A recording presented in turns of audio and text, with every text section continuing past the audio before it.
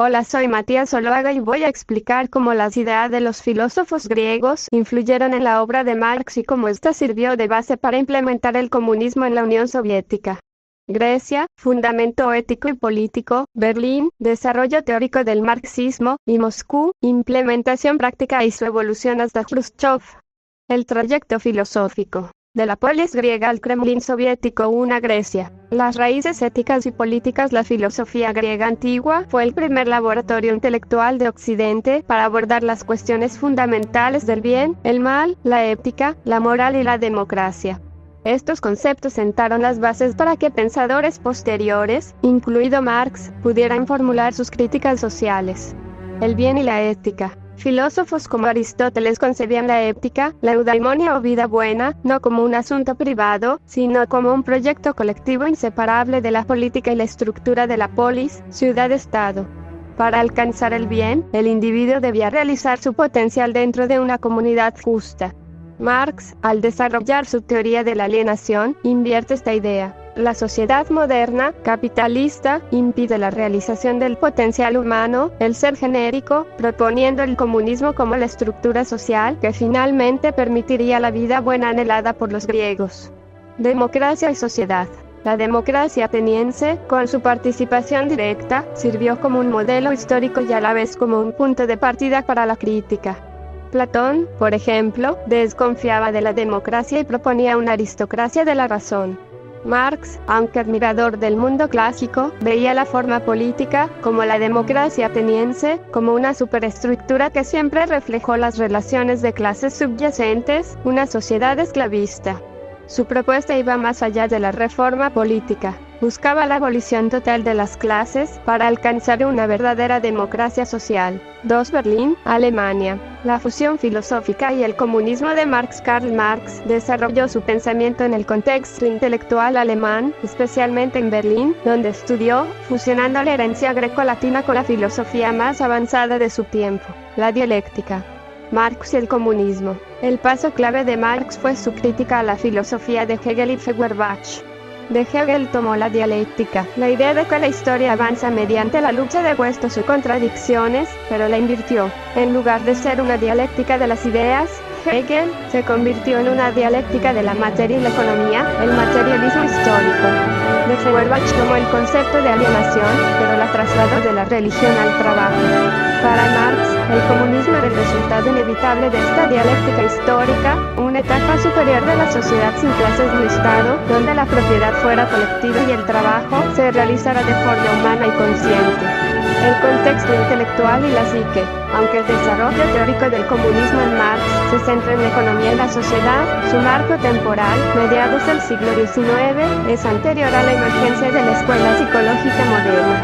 El trabajo de Sigmund Freud sobre la psiquis, finales del siglo XIX y principios del XX, representa una tradición intelectual paralela, la cual se enfocó en el inconsciente, los impulsos y el conflicto interno del individuo.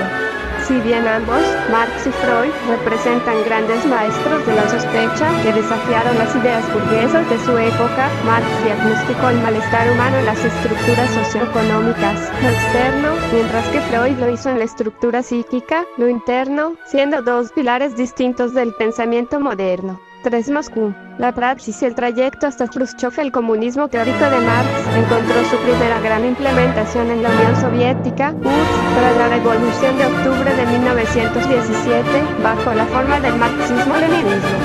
Implementación de Lenin y Stalin. Lenin adaptó el marxismo a la realidad de una Rusia agraria, enfatizando el papel de un partido comunista de vanguardia para dirigir la revolución y establecer la dictadura del proletariado. Esto centralizó el poder en el partido. Bajo Stalin, 1924-1953, esta implementación se volvió brutal y dogmática. El marxismo-leninismo se transformó en una ideología de Estado rígida, el diamat, usada para justificar la colectivización forzosa, la industrialización acelerada y la represión masiva. Se priorizó la praxis, la acción política, sobre la reflexión filosófica, convirtiendo la teoría en un manual inmutable para mantener el control total del Estado y del partido. Nikita Khrushchev y el deshielo. Tras la muerte de Stalin, Nikita Khrushchev, líder de 1953 a 1964, inició un proceso de desestalinización.